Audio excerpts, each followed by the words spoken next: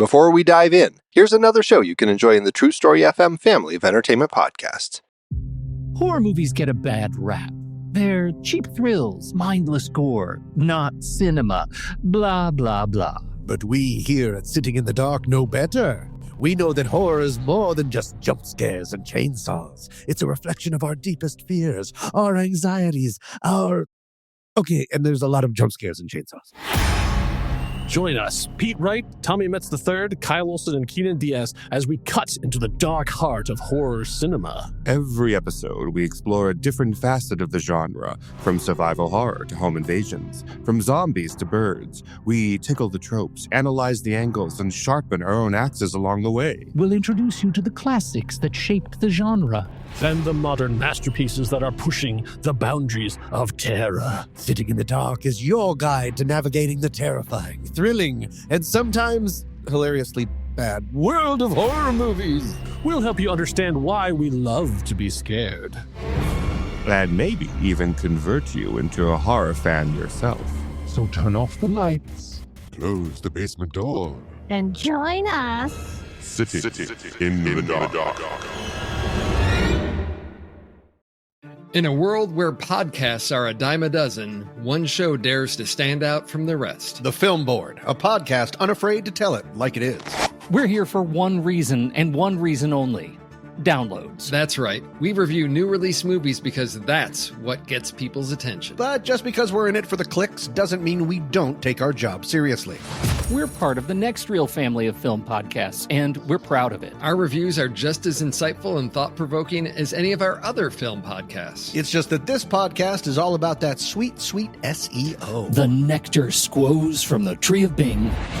We're only human, but we're also creators. And creators eat clicks to survive. So if you want honest, unfiltered opinions on the very latest movies right on opening weekend, delivered with the self-awareness of a team looking for downloads, then tune in to The Film Board. Where every download counts, but yours counts the most.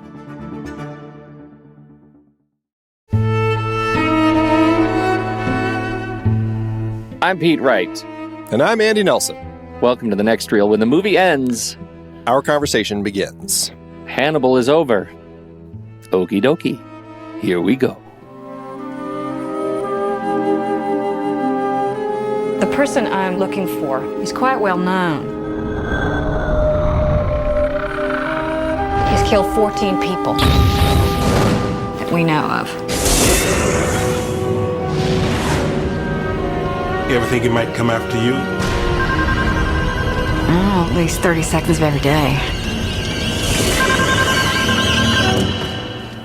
Hello? Is this Clarice? Well, hello, Clarice. I've been in a state of hibernation. I need some action, Clarice. I need to come out of retirement and return to public life. I couldn't help noticing on the FBI's rather dull public website that I have been elevated to the more prestigious 10 most wanted list. Is this coincidence, or are you back on the case? If so, goody. I mean, if there's any line, I know there were massive rewrites off of the David Mamet version, but are you like me? You'd lay money that line is a Mamet line that survived. Oh, I don't know. Because all I think of when I hear that stupid line is James Cameron's original script for Spider-Man that he wrote in the 90s. Yeah. Doc Ock was the villain. And Doc Ock said okie dokie all the time in that script. And it was so dumb. And it's just as dumb here. And I couldn't even think of neither David Mamet nor Steve Zaillian because it was just dumb screenwriting. That's basically where I landed. Okay, so this is a movie that it was touch and go for you. You kind of, like, you didn't know how to feel? Is that what I'm getting from you? The movie? Or just that line? I know how to feel with this movie. We're talking about Hannibal, the sequel to Silence of the Lambs, that did not involve Demme and Foster, and does ask the question, can Hannibal serve as a central character in a film? embarking upon a feature-length journey from his 22-minute excursion in the last film. Yes. And I think this movie is complicated because let me just tell you, I've been working on my review for Letterboxd all weekend, and my review is over 1,000 words because I think it's complicated. It's complicated because the answer to that central question for me is yes. Obviously, I like Hannibal a lot, and I love Anthony Hopkins' exploration of it. And yet, does the answer to that question being yes mean this is a good movie? And the answer to that, I think, is no. It is not a good movie for so many other stupid reasons. Yet it's odd that you had to add an "I think" in there. Yeah. I'm not actually sure. I think it is not a good movie, as they say in Florence. So where would you like to start? What's interesting about films like this, I don't know Thomas Harris's writing style. I don't know, had he started kind of stewing on an idea for a story as soon as he finished The Silence of the Lambs? Because this feels more like a movie that, or I should say more like a story that he crafted after seeing how popular the characters and the film version of The Silence of the Lambs were. Like, I feel like he said to himself, wow, people really love the, Clarice Starling, Hannibal Lecter relationship. I need to figure out how to run with that and continue that version of this story. It's like I said, I just don't know. Did he already have this idea in his head?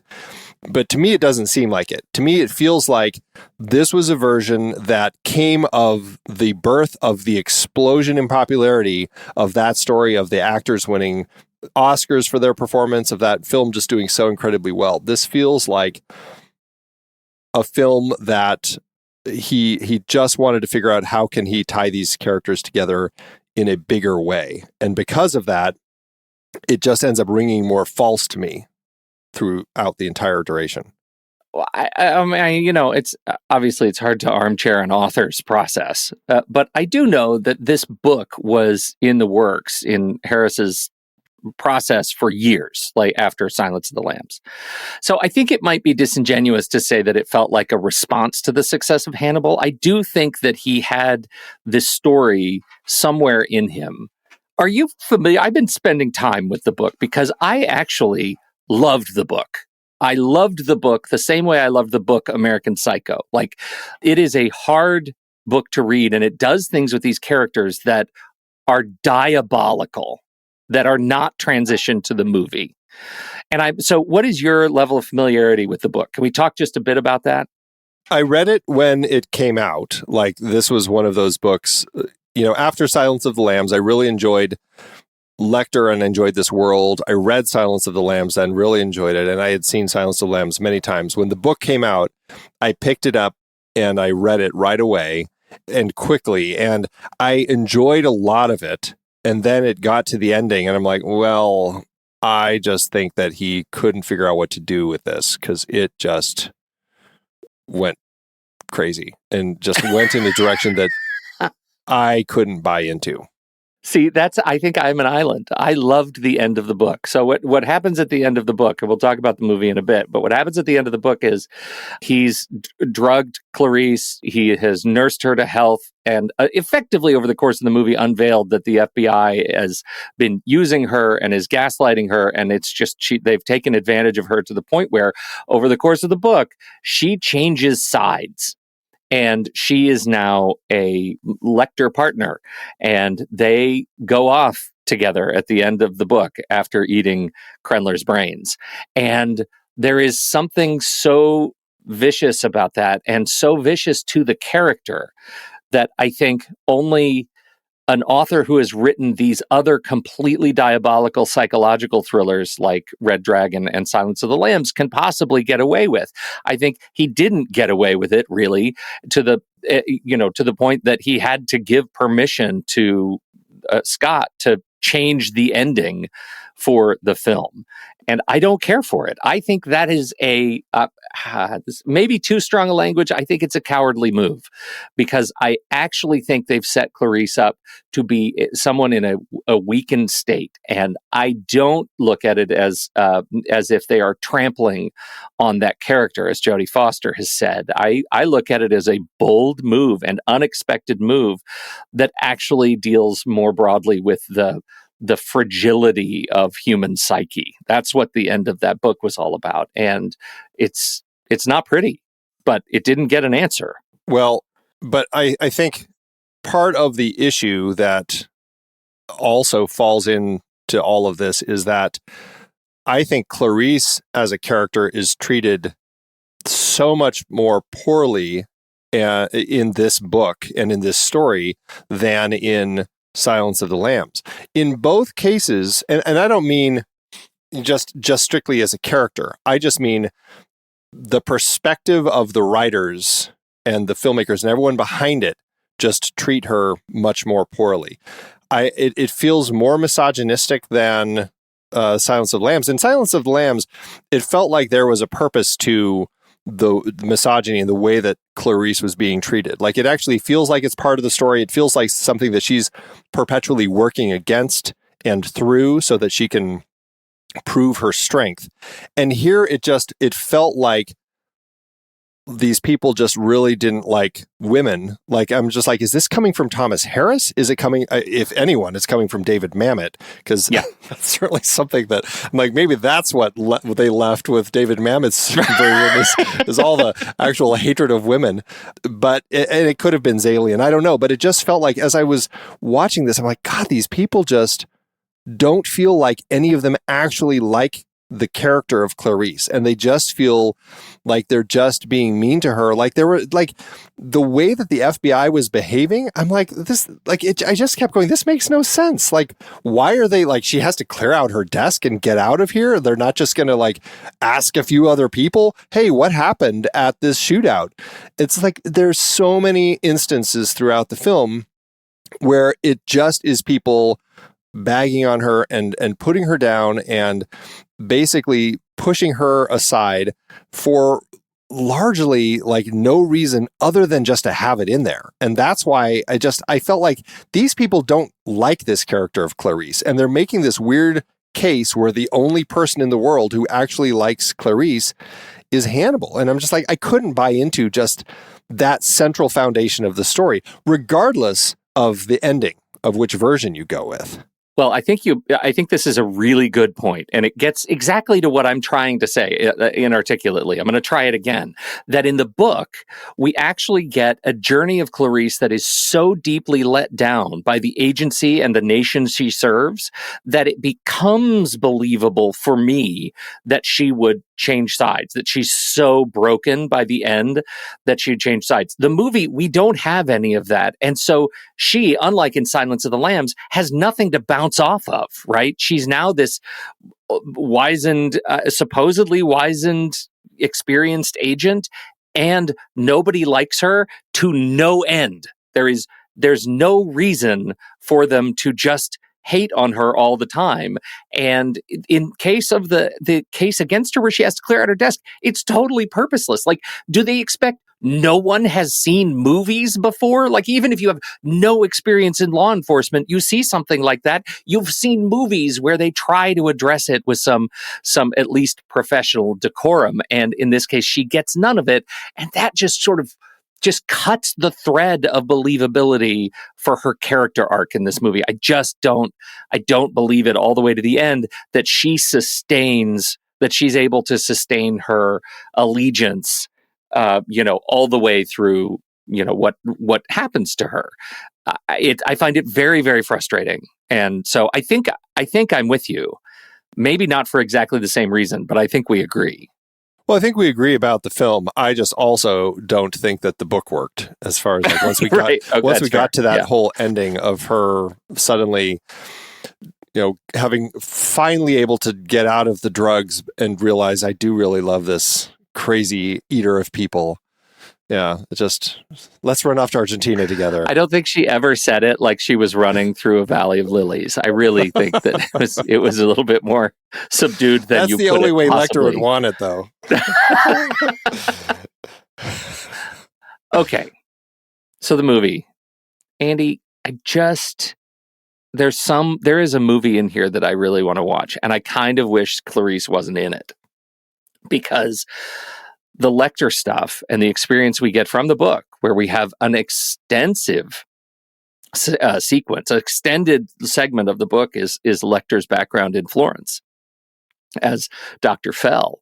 And I find that riveting. I love it. I love it so much. I love that we get to explore his more Epicurean tastes. I love that we get his art, his experience talking about art, all of that. And the cat and mouse sort of experience with Patsy is wonderful in the book. And in the movie, it feels like it's on fast forward. So much of this movie is so propulsive, like Ridley Scott propulsive, that it never has an opportunity to breathe. Yeah, we never care. And that's another of my biggest complaints is it. Like, I mean, could it have worked better if it was like 2.5, 3 hours? Maybe.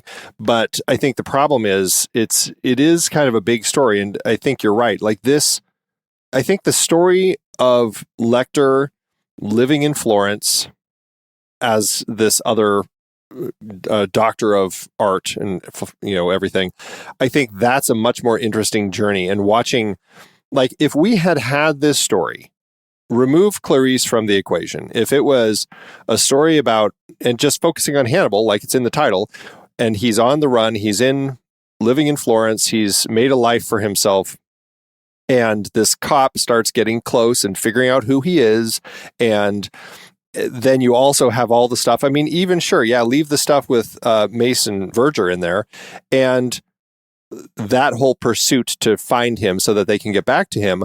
I think there's an element of interest with that particular story, but I don't know. I just don't think that they ever do enough to make that story actually interesting. Like it's a strange film in that as I watched, I'm like, I don't care about anybody. Like the characters are just not interesting to me. It's just like plot, move us forward. And it just like left me feeling completely empty and just bored, really. I think it's funny that it took us 15 minutes for one of us to mention Mason Verger in the story. And I think that's a real testament to the missed opportunity of character in the Verger side of the story, which I buy the story part. Like, I think the idea of this disfigured former victim made of money is able to marshal the resources to initiate a manhunt for Lecter. And I am behind that story 100%. I miss the fact that we have the complexities of his relationship with his sister and her lover in the book, and the tie-up with Barney, and all of these sorts of elements that make that side of the story meaty. It was absolutely stripped to threads, and the alternative and what was replaced was this story with Clarice. And I think they probably in the act of trimming Hannibal to a palatable size, I think they missed an opportunity with these characters, because you're totally right. You don't have time to care about anybody, even the horrifically disfigured and masterfully played Mason Verger, who is unrecognizable Gary Oldman. I mean, I think the makeup job was fantastic. Others have disagreed with me. They think it looks like saran wrap. I actually think it looks pretty good. And the eyeball treatment is legit. But I just, I feel like they missed a huge opportunity. I think that just goes to my point about just the way that the film is constructed, because even with Gary Oldman playing this character, like the character was a bore. Like, I don't know. It was an interesting, I liked the makeup. I didn't have any issues with the makeup, except maybe a little bit around the lips, because you could sometimes, when he was really opening his mouth, you could kind of see his real lips under the lips. Yeah. Which looked a little funky. But I think largely I just felt like he was just written as a snooze, and there was no excitement about the character. And it was strange because I'm like, I mean, I suppose in this version of the story, he is our Tooth Fairy. He is our James Gum, right? He is the one who, the other counterpoint of the story. You've got the detective, you've got Hannibal, and then you have the, quote, villain of the story. And I suppose that falls to him. And it's just like there was just nothing interesting in the character. And I don't know if it was partly how like I don't know. I can't say that it's a great Gary Oldman performance because I just like I didn't care about the character. And I'm like, is that Oldman's fault? Is it the fault of the way that they ended up scripting him? I don't know. And I know I remember the sister in the book and her part of it, but I don't know, like if they had kept that in there, would that have made the Mason story thread more interesting? I don't know. Like I have a hard time figuring out what the specific issues I had with Mason Verger were. I thought Goldman was great. On that, I guess we disagree because I did like his performance, and I liked going back to him every now and again because I thought he was he had the makings of a really fantastic villain, and so maybe what I'm seeing is my hope that he could have been something more. Maybe I'm being overly generous in giving the performance credit, but I can't blame anyone other than or anything other than the script, like for neutering that character. And part of it, I have this hypothesis that they chose this character with way too much backstory, like way too much weight and detail in their relationship with Hannibal to be able to spend enough time to actually do the same thing in the film. And I think as a result, it ends up being sort of given short shrift. So it just, there's nothing, again, to react to. It's empty. Yeah. And don't forget, I mean, the whole reason Margot, the Margot story, her initiative in the book was to steal Mason Verger's, Margot's the sister, to steal his sperm. Like yet another imminently cinematic journey for us. I can see why some of this stuff was cut, but also, you know, that was important to the story. Like you cut away too many of those things that are unpalatable, and what you have left is what we got. Yeah. I just, it makes me wonder, like, is the Mason Verger, the treatment period, done in a way that actually ever could have worked? I don't know. I mean, could they have found the right way to deliver that story to us? It just, I wanted it to be gripping and thrilling. And I guess it's a little different when you have a serial killer who is stalking prey and killing people over the course of the story. And then Mason Verger is just somebody who's bent on revenge. We never see him kill anybody over the course of the story. He's just, you know, collecting Lecter paraphernalia and tracking him down. And that's kind of all we get from him as a character, which ends up being less interesting. And it also, it's less something that puts a, that kind of the time crunch that we get in the story, because they're trying to save somebody before they get killed. Yeah. Okay, so we have to talk a little bit about animals. We opened our member pre-show conversation this morning about, I think, an incredibly kind list of movies about pigs. How did you feel about the pigs in this movie? Like, that's something I definitely remembered from the book, and it's an interesting treatment of them here. I mean, I like that part of the story. I guess I don't really have much to say. It just like it does its job well of providing another layer of kind of gruesomeness that we get. I mean, it's definitely kind of a gruesome story throughout. And the fact that Verger is training these pigs to basically be human eaters, like they play the sounds of humans screaming when they feed the pigs so that they're all the more ready to chomp down on human victims when they're placed in their pens. And that's an interesting element. I mean, I guess I don't really have much more to say other than they work. In the book, there's this concept that somehow conceptually they're specially bred too, like they're somehow crossbred with, I think in the movie they try to make a mention that they're genetically modified somehow. I don't know if that's I might be giving too much credit to the pigs. I think the problem with the pigs in the book is that or the problem that I have with the pigs in the movie, in the book, I feel like the pigs exist in a way that amps up tension in a successful way for me. Like by the time we get to the pigs, we know much more clearly what's going to happen. It's been a much slower burn. And in the movie, every time we come back to pigs, I'm like, oh God, right, there are the pigs are in this thing. Like I'm not thinking about them, waiting for them to show up again. And, the fact that the escape happens, the escape of the whole intention was to feed Lecter to the pigs. Lecter is able to get out with Clarice's help from the pig pen. Verger gets eaten by the pigs after Cordell throws him in, and that happened so fast. It reminded me of the finale of Manhunter. Like it happened so fast that it made my head spin a little bit. Like there wasn't enough of the intensity given to Mason's experience finally having Lecter. And that was a problem. Well, and it also, they portray it strangely because it sounds like the pigs are initially just going to eat his feet. Right. And then he's going to have to suffer for hours and hours and hours before the rest of him gets fed to the pigs. But they just bring him out entirely. And I couldn't quite figure out, was their intention, like, were they going to, I don't know, put him in a box with his feet sticking out? I don't know, because that was kind of what Verger had initially said. And once they got there, I'm like, okay, but he's just on as the little, human carrying tray that they put him on.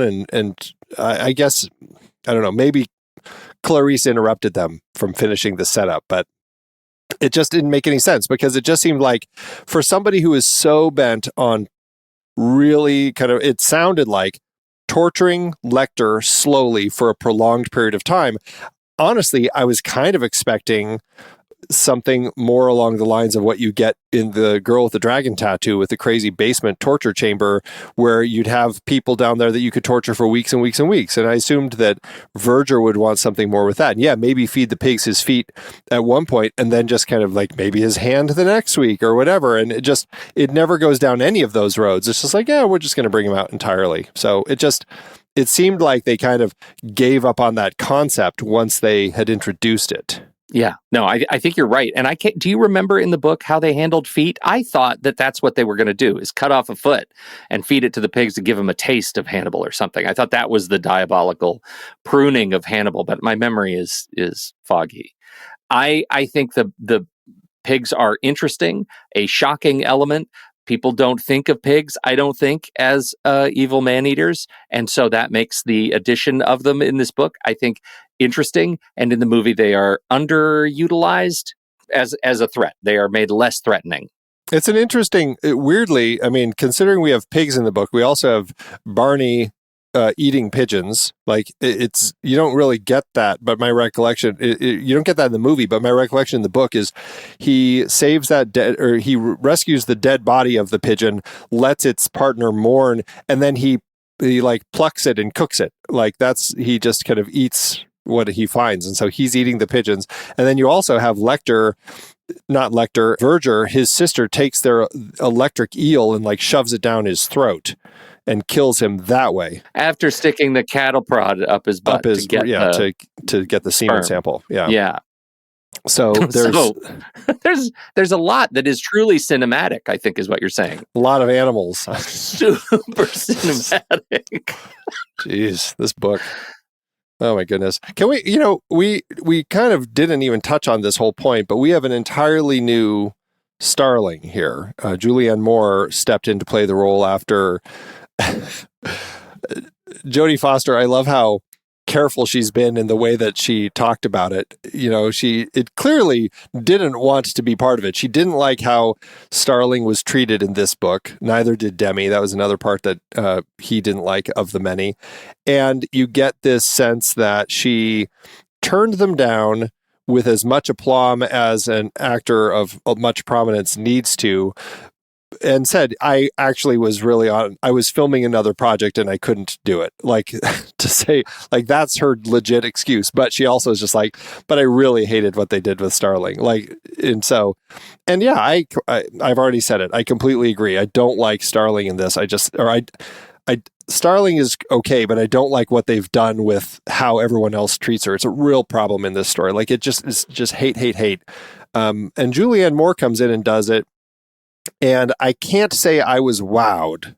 What did you think of Julianne Moore?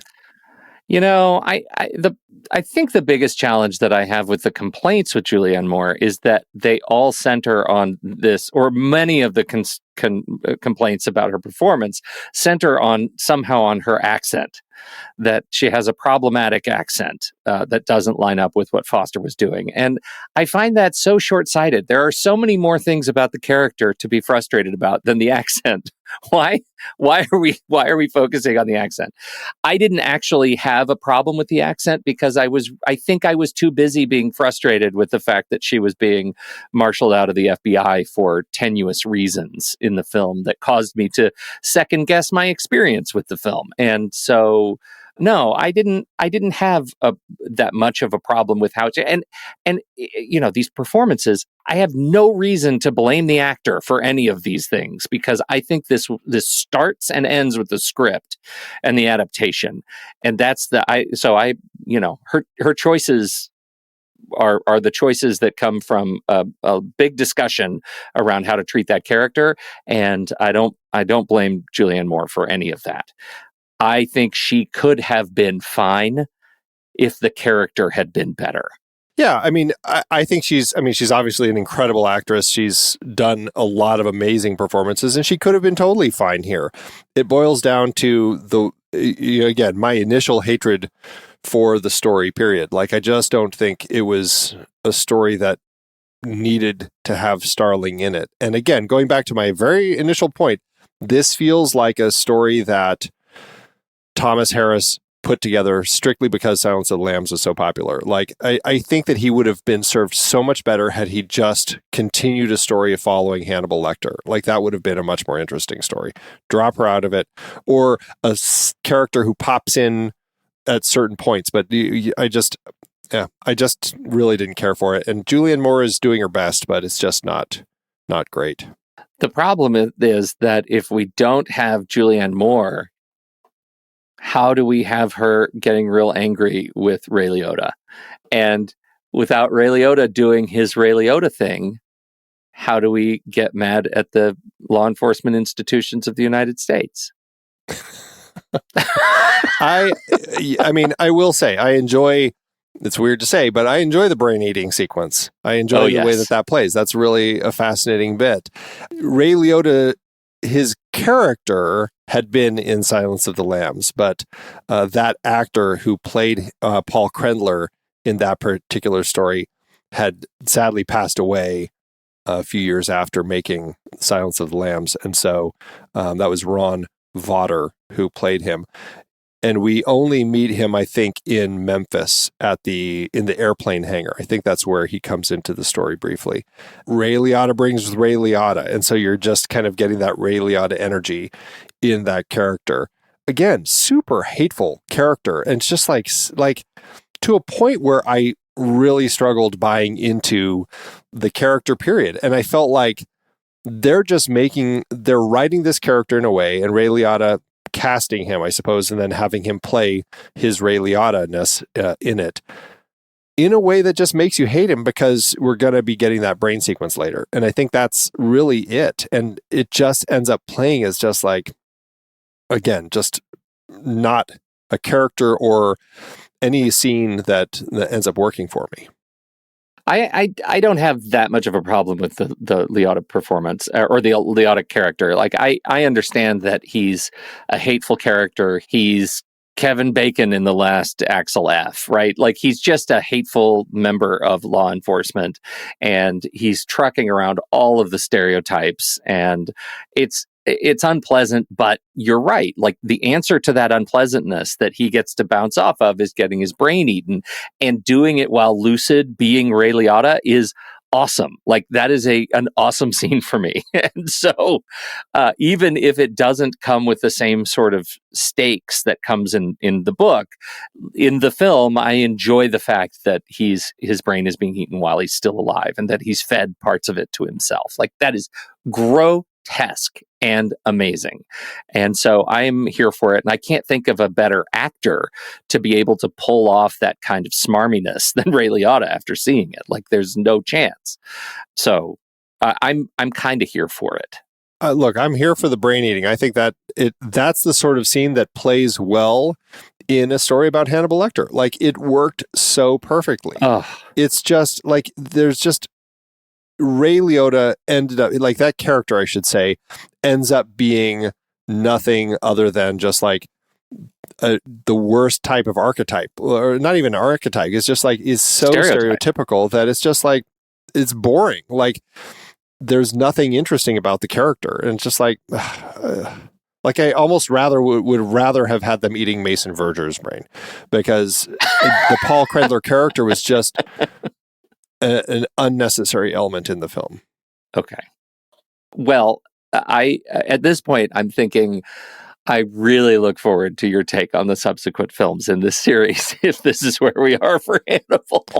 Well, as I watch this, I know we've been joking about your, like, allowing only 15 total stars for all 5 of these films. And after I revisited this, I'm like, maybe it wouldn't be hard to get to 15 stars. The hard part might be saying, do I have to give 15 stars to these films? I'm telling you, I told you last week after I had watched all of the movies that my math checks out. And I think you thought that was a dubious claim. But your math checks out, but are you hitting 15? Because I'm not going to let you go under. No, I'm actually I'm hitting 15. I'm hitting 15. I figured it out. All right. Okay, yeah. Good. Wow. All right. Yeah. Wow. I mean, it's been a long time since I've seen Red Dragon, and I've never seen Hannibal Rising. So it's not completely fair of me to say this just yet. But if they linger around this level of quality, then I don't foresee it getting to 15 for me. Holy cow. Okay. And this, yeah, I will say this is one that Dino De Laurentiis and Martha De Laurentiis came back to. And I will say, because it's really funny, because they produced Manhunter. It didn't do very well. So when Orion Pictures came around and said, hey, can we do Silence of the Lambs? They're like, please do it. We don't want anything to do with it. Have fun with it. Godspeed. And then that movie was it turned out to be the best of the franchise. And it was so good. Did great at the Oscars. And then when Hannibal came around, they're like, we want back in. And they optioned Thomas Harris's novel and started working on this. So I will say, if anything, this definitely feels more like a De Laurentiis type of film rather than something that you would get without them. Like, it has the level of grotesqueries, the way that the characters, like, it all plays a little more like B-movie Hannibal type of story rather than what you get from, like, the Silence of the Lambs level. I mean, and I will say, Ridley Scott, I mean, we've talked a lot about Ridley Scott over the course of this show, over the decades, and it just feels like, with Ridley Scott paired with the De Laurentiis, it feels grand guignol. Like, there is something about this that feels over the top. I mean, especially with Hannibal having such a love for opera, I will say it feels operatic. Like, this feels like big, bombastic operatic. And I think they could have gotten there. I feel like with all of these people involved, they could have gotten there if there was better pacing and I could latch onto the characters, and if I felt more connection to the characters. Like, with all of that, I think they could have made a really fantastic follow-up to Silence of the Lambs. And I think maybe more than anything, I'm just frustrated that it doesn't actually get to that place. Yeah. No, I feel that. And I think this is the quote of De Laurentiis on the fact that Demme pulls out, I think is prime De Laurentiis. When the Pope dies, we create a new Pope. Good luck to Jonathan Demme. Goodbye. right? Like that sums up the vibe that this movie gives, which is like, just move out of the way. So one of the principal sequences in the movie that I remember so much from the book, which I think is actually handled well, again in the lines of the brain eating, is the hanging of Patsy, which is gruesome and extraordinary, where he slices his gut and hangs him from the building. What was the building was famous? I can't remember the name of it. Was it the Palazzo Vecchio? More. Yeah, maybe it was the Palazzo Vecchio. And so he hangs him from the building, and his entrails spill out upon the plaza. And I thought that was great. And it's another example of build-up to a scene that is weaker than the ultimate expression of the scene that we get in the end of the scene. That is, it's another sign that I think Patsy is a better character than Starling.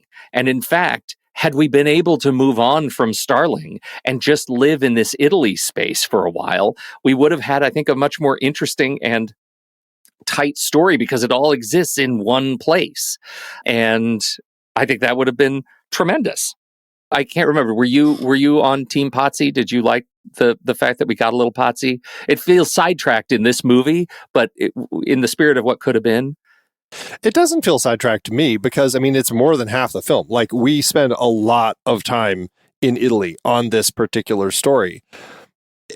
Maybe the route that they should have gone with this story is say, we're going to just do half of the book, and we're going to focus on Lecter and his time in Florence, because I do think that this is an interesting story. Again, because of the way that the entire film is constructed, I just don't care about the characters. Like, I have a hard time connecting to Patsy. There are so many interesting elements that I feel like they're setting up a fantastic cat and mouse game between Patsy following Dr. Fell around and figuring out what he's up to, trying to get the fingerprints, hiring this pickpocket. Like, there are so many interesting things going on, but it just comes across kind of flat and bland. And I'm like, it shouldn't. It should be a very gripping, interesting part of the story that we're getting here. And it just never quite gets there. But I agree. Like, I enjoy this part of the story so much. I think it's such a fascinating element of the story of this cat and mouse trying to capture Hannibal Lecter and get him back into the circles. There are a lot of elements in here, like, that as I was rewatching it, I'm like, okay, so the website just said they're paying, like, I can't remember, $2,500 for information leading to Lecter, and then he's looking on the website and it's $3 million, and I guess I missed that, and then I had to go back. I'm like, oh, it's because that was Mason Verger's like private search for it, and so, like, a lot of this, I felt like they could have found a better way to just construct that entire part of the story, because there is something there. Like, I genuinely am interested in that part of the story, and I guess it's just frustrating that it never gets me as excited as it should.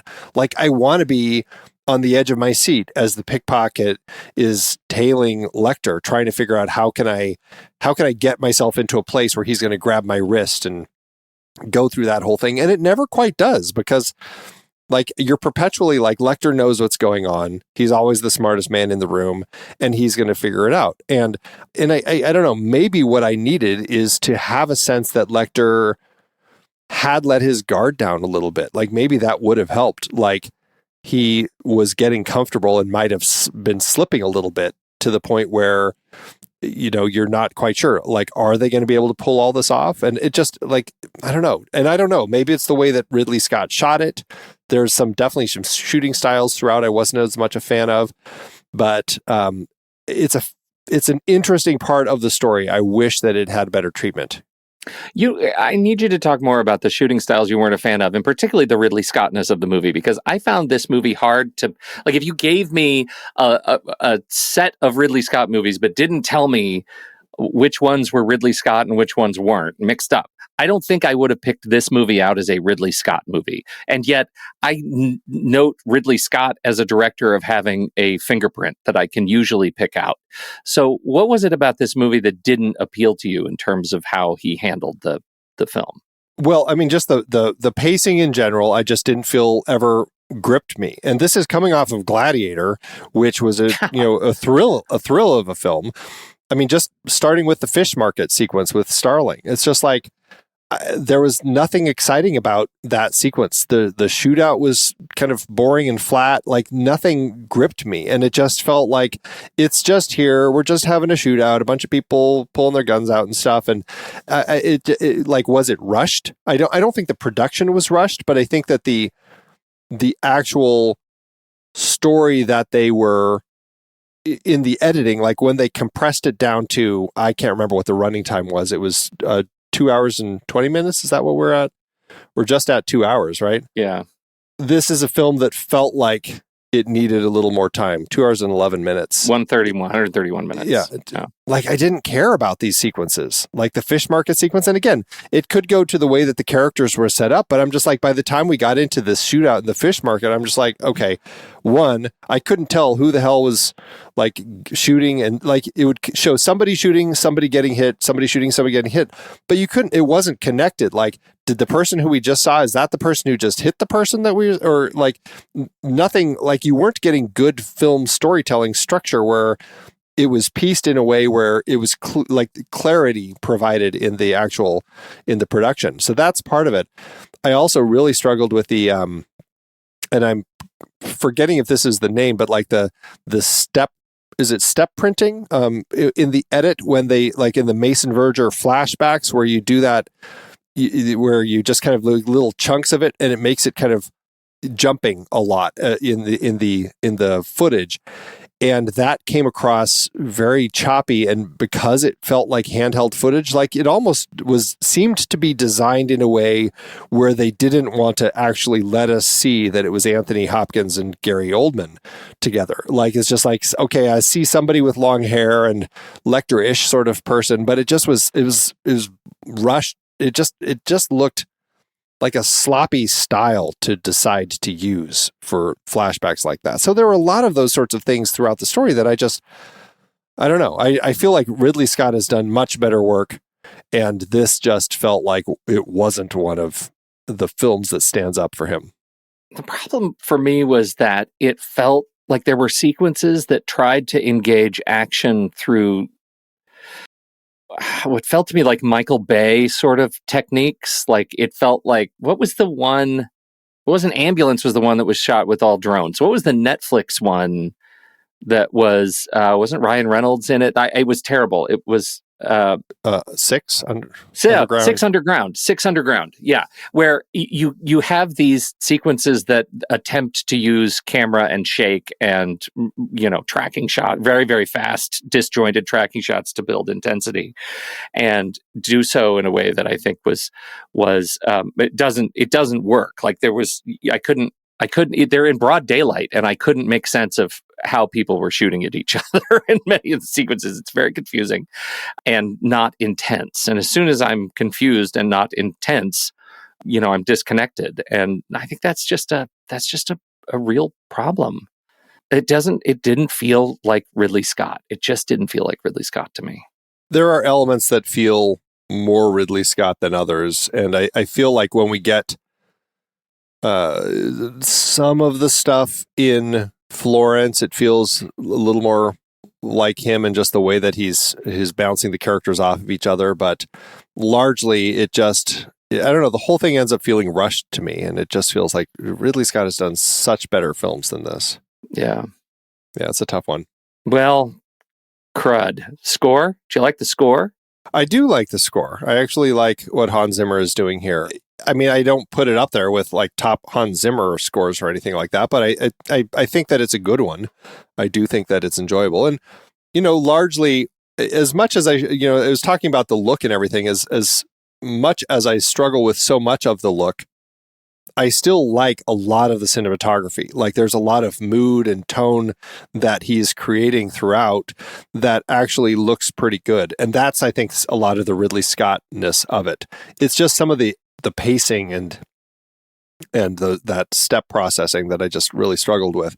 But otherwise, I like the look. I like the score.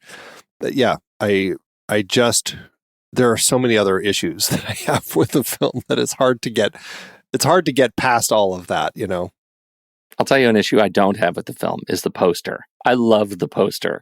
The sort of the statuesque style of Hannibal's face, kind of leaning out of the shadow with red eyes and a kind of crack down his forehead. I think it is so moody and awesome. It's just a great treatment of his face. There you go. The poster wins. That's worth some portion of a star. Sure. What else do we have? What else do you have? Do you have anything else to say about this movie? Have we tapped out of our enthusiasm for this movie? I mean, I guess the last thing I have to say is, based on how he ended the book and based on how the film ends, I do think it's interesting that this is not a storyline that Thomas Harris has felt any, or maybe he's felt it, but he certainly hasn't figured out what the story would be if he were to continue this. Like, this definitely seems like, well, I can't figure anything out past here, so that's the end. I'm not going to come back to the franchise, which, I mean, it speaks to the fact that the only other one that he wrote afterward was the prequel. Right. So, which is unfortunate, because how do you sequel a movie that is now effectively completely divorced from the source material? The fact that he wanders off feeding children the remains of brains with one hand, and the book does not end that way, right? The book does not go in that direction, and so now we've created a fork, and that's unfortunate because it does scream that Harris is probably done with the character, and that's too bad, because I'd like to explore more of Hannibal in the world post this experience. Just speaking to that end, it's an odd end. It's an odd way to end the film. One, it was no surprise that Hannibal was going to cut his own wrist off. It's like, None. Just like they're trying to build tension, like he's going to cut her wrist off. It just never played that way. God, Babe Ruth couldn't have called that any better. Yeah, right. And then that whole bit on the plane with the kid, just, I mean, people complain about the end of Silence of the Lambs just feeling like a tacked on ending. I agree with you. I liked that ending. This one, I'm just like, what are we doing here? It's like, what are we doing? Okay, Lecter gets away, and now he's feeding this curious little kid brains while his parents sleep. Well, where are we going with this? And I watched the disc also has the alternate ending that Ridley Scott had put together, and I was hoping that we'd get something a little more interesting, but it's virtually the same thing. The only difference is that she doesn't handcuff him, and so he just gets away, and that's kind of it. Like, with both hands. With both hands is really the only change. Yeah. Okay, that's terrible. Yeah. I'll tell you what this does more than anything else. And we teased this before, or last week, was this makes me more curious, not less, about the TV show Hannibal, which borrows heavily from the novel. I have not seen the whole TV show, so I'm very interested in exploring that at this point. I really want to see the TV show now as well. Like, if anything, this, just walking through this series has made me very curious about where they're going to go with this. And I forgot they also did a Clarice TV show. Did you remember that? No. What? Yeah. CBS had it lasted one season, 13 episodes. In 2021, they had a show called Clarice, and Rebecca Breeds played Clarice Starling, and it's based on Silence of the Lambs. Well, no, it's based on Silence of the Lambs, but only in the sense of character setup. It's set between the events of that film and Hannibal. We're just getting a sense of her and her time in the FBI, I guess. Well, that sounds terrible. That's crazy. Well, let's just say I'm interested in watching the Hannibal show. I'm not interested in watching Clarice. The Clarice show. Yeah. All right. Well, I guess with all of that, we'll be right back. But first, our credits.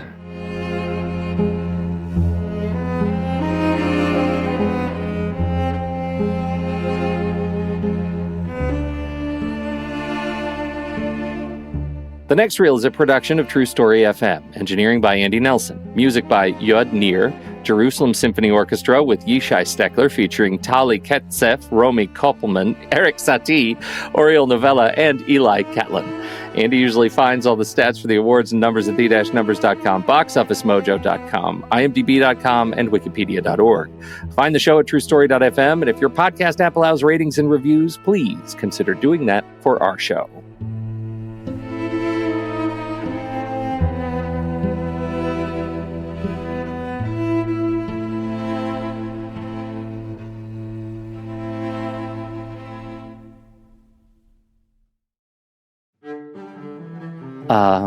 Cinema, a feast for the senses, a symphony of sight and sound, and yet so many of us squander it, drowning in the noise of third-party ads, lost in the labyrinth of endless, impersonal lists. But you deserve something better, something curated. Imagine a place where there are no intrusive advertisements, only the films you cherish, the ones you seek. A place where your cinematic journey is cataloged with precision, personalized statistics drawn from your own diary of experiences, annual reflections, lifetime insights, a portrait of your tastes, evolving over time. And what of the hunt, the thrill of discovery? No more sifting through the detritus. Select your favorite streaming services, any from Just Watch's vast array, and let the films come to you the moment they arrive. No more wondering, no more waiting, only knowing. But solitude, while exquisite, is not always necessary. See your friends' average ratings, track the treasures you own, refine your activity feed to your liking, pin what matters most, duplicate lists for safekeeping, sculpt your world with tags. This is Letterboxd. Not merely a tool, it is an extension of your cinematic soul. Now, tell me, wouldn't you like to take control? After all, one should never settle for the ordinary. Sign up today and save 20% on your patron membership. thenextreel.com/letterboxd.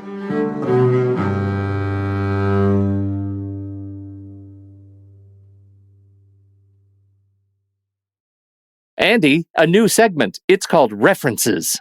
Yeah, I just put this in there because it's interesting that there were a few different elements that you could say kind of loosely tie to the story, like cultural references and everything. First, and this is real world, which is gruesome. 2014, there was a news story from Italy where a gangster actually did feed his rival alive to pigs. News outlets compared what happened there to this particular film, which... Life imitates art. Yeah, gruesome. Also, after this film, on South Park, there was an episode where Eric Cartman tries to train a pony to bite his rival, I don't know, I'm assuming pull his face off, because he was citing in the episode that deformed guy from Hannibal for the scheme. So, yeah. Oh my God. So there you go. That Scott Tenorman must die. That was the episode, right? That's the episode.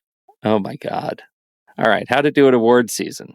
It did better in nominations than it did in wins. It had 9 wins with 25 other nominations. The Saturn Awards, we love those, the Horror, Sci-Fi, and Fantasy Awards. It was nominated for Best Horror Film, but lost to the others. Hopkins was nominated for Best Actor, but lost to Tom Cruise in Vanilla Sky. Julianne Moore was nominated for Best Actress, but lost to Nicole Kidman in the others. It did win for Best Makeup. And then, we talked about this last week, it was nominated for in 2010 for the Best DVD Collection, but lost to Star Trek, the Original Motion Picture Collection. At the Hollywood Makeup Artist and Hairstylist Guild Awards, it was nominated for Best Special Makeup Effects in Feature Film, but lost to Planet of the Apes. At the Italian National Syndicate of Film Journalists, Giancarlo Giannini won Best Supporting Actor. At the MTV Movie and TV Awards, it was nominated for Best Movie, but lost to Gladiator. Interesting that another Ridley Scott film was in there. Lecter was nominated for Best Villain, but lost to The Grinch in How the Grinch Stole Christmas. And it was nominated for Best Kiss. You got to love the MTV Movie Awards, but lost to Save the Last Dance between Julia Stiles and Sean Patrick Thomas. My goodness. At the Teen Choice Awards, this was a fun one to see in here. It was nominated for film for Choice Horror Thriller, but lost to Urban Legends Final Cut. That checks Lecter out. was nominated for Choice Sleazebag, but lost to Dwayne Johnson in The Mummy Returns. And it was nominated for the Choice Movie Your Parents Didn't Want You to See, but it lost to Scary Movie 2. I know. Last but not least, the Fangoria Chainsaw Awards. Anthony Hopkins won Best Actor. It was nominated for Best Wide Release Film, but lost to Jeepers Creepers. Julianne Moore was nominated for Best Actress, but lost to Nicole Kidman in The Others. Again, Giannini was nominated for Best Supporting Actor, but lost to Jonathan Breck in Jeepers Creepers. Nominated for Best Screenplay, but lost to Ginger Snaps. It did win Best Score. It was nominated for Best Makeup and Creature Effects, but lost to 13 Ghosts. And while it was nominated for Best Wide Release Film, it was also nominated for Worst Film, but lost to Valentine. It lost both. Outstanding. That's just like fantastic. Yeah. Oh my goodness. All right. How did it do at the old box office?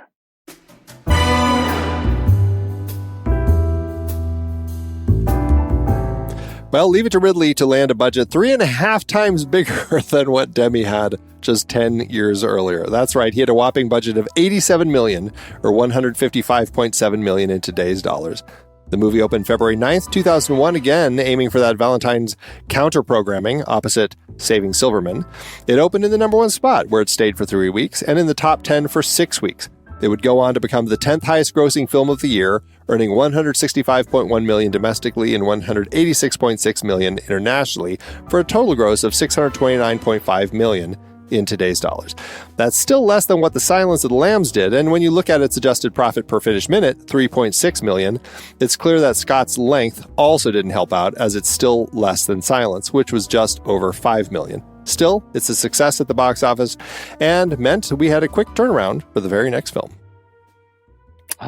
And were we lucky? I don't know.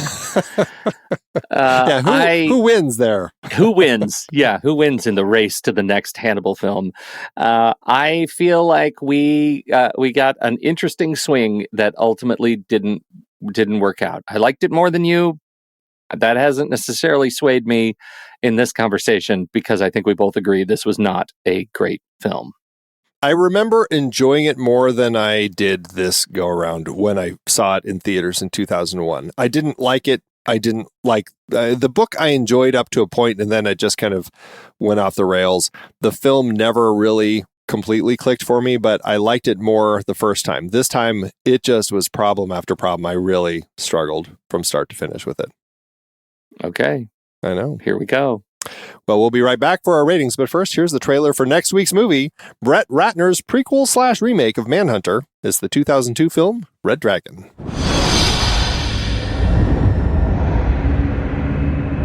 Dear Doctor, I have admired you for years. I wanted to tell you I'm delighted that you've taken an interest in me. I don't believe you'll tell them who I am. Besides, the important thing is what I am becoming. I have some things I'd love to show you. Until then, I remain your most avid fan.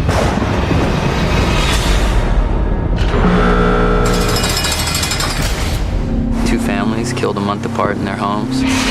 These attacks were highly organized. The victims carefully chosen.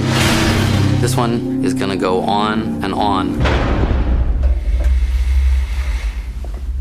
That's the same atrocious aftershave you wore in court. I need your advice, Dr. Lecter. If you recall well, our last collaboration ended rather messily. How is young Josh and the lovely Molly? They're always in my thoughts, you know.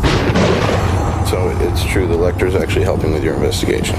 We may have a little over 3 weeks before this freak does it again. I might not have time. I do. I have oodles. You want to know how he's choosing them, don't you? This is a very shy boy, Will. I know what it's like to have people always thinking that you're different. He is refining his methods. He is evolving. What am I doing here?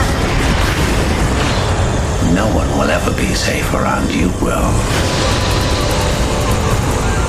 A note hidden in Lecter's cell. The killer wants Lecter to answer him through the personal columns.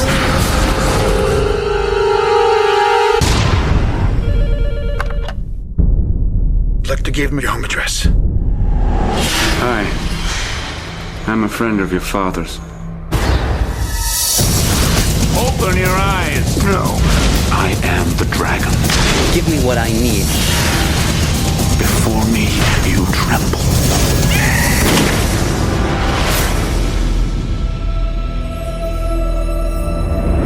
I'll call you if I think of anything else.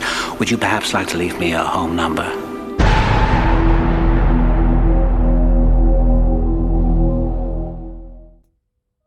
Buonasera, my fellow cinephiles. Inspector Rinaldo Pazzi here, writing to you from the shadow-draped streets of Florence. For years I have been in pursuit of a figure who haunts the edges of our world, a connoisseur of the dark arts whose name has become synonymous with elegance, erudition, and an insatiable hunger for the finer things in life.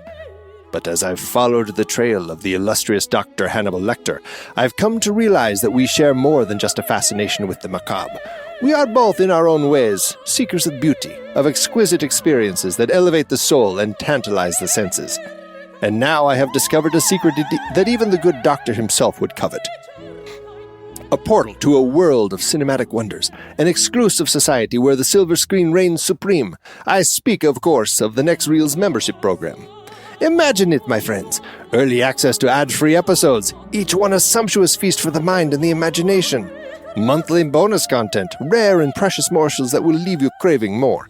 And a community of fellow devotees, kindred spirits who understand the allure of the flickering light and the whispered tale. As I sit here sipping a glass of rich Chianti, I can almost hear Dr. Lecter's velvet tones urging me to indulge in this exquisite pleasure. Rinaldo, he would say, his maroon eyes glinting with mischief. The beauty of cinema is not unlike the beauty of a perfectly prepared dish. One must savor every nuance, every subtle flavor, to truly appreciate the artistry at play. And so I extend this invitation to you, my fellow hunters of the sublime. Join me in the hallowed halls of the Next Reel. Immerse yourself in the grandeur of the movies and let us raise a glass together for the eternal dance of light and shadow. $5 a month or $55 for a year. A trifling sum when weighed against the promise of endless rapture and revelation. Visit truestory.fm/join and step into a world where the only limits are the boundaries of your own imagination. To the Next Reel, and to the pursuit of beauty in all its forms. Salute, and happy hunting. Letterboxd, Andy. Letterboxd. How are you going to rate and review this movie? As you know, if we're keeping score, I am up to 9 stars of my 15 so far. I have 1 5-star in Silence of the Lambs and 4 stars in Manhunter. I have 6 stars left in my star budget. How are you doing? Same. We've rated the films the same thus far. So, again, I'm not aiming for 15 either. I'm not trying to exactly hit it like you are. The question is, are you aiming for 12? That's the question that we have, really. I am not aiming for anything. Each film is its own beautiful creature, and I will rate stars how I see fit for every film individually. Traitor. But this was terrible. Traitor! We were never on the same side. Never. Yes, you've betrayed me. In your nonsense star rules that you've come up with. I'm going to say 1 star. No hearts is where I'm sitting with this one. 1 star, no hearts. This was a hot pile of Ridley Scott garbage.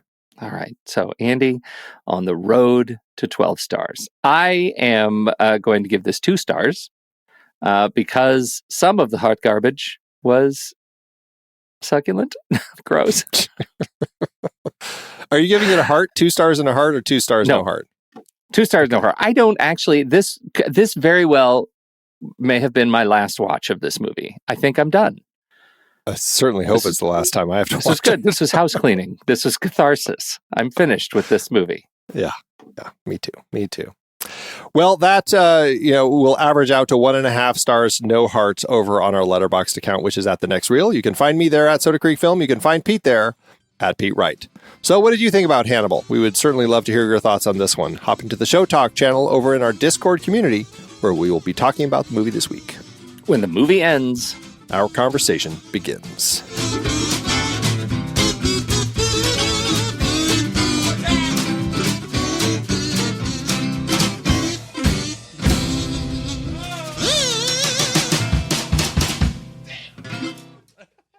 Letterboxd giveth, Andrew.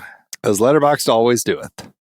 All right. How did you pick your review this week? I went popular and really torn. Can I do both? I'm going to do both. All right. Do whatever you need to do. I'm going to start with Scream Queen's 3-star. I hate myself for so many reasons, but being attracted to Anthony Hopkins playing a well-dressed cannibal is definitely one of them. Perfect. And then I have Madison's 2-star, Hannibal. Dear Clarice, I am writing to you because I have finally discovered which wine best pairs with ass. As you know, Clarice. Dear Hannibal, I didn't even finish reading your letter because it made me want to rip my eyes out. Thank you, and I hope to arrest you soon. Gosh. I went with Frondley Mans, who's writing in situ. I'm watching this movie right now. It is the most incoherent, rambling effing disaster of a movie. It's not even awesome. It is so long. Nothing that is happening makes any sense. The only part that's resonated is the part where that dude is fed his own brain, because that's how this movie is making me feel. I miss Jodie Foster. What the F? My favorite line, though, and the thing that should be on a t-shirt, it's not even awesome. Right. Hannibal. It's not even awesome. Frondley Man. Half star. Outstanding. Thanks, Letterboxd.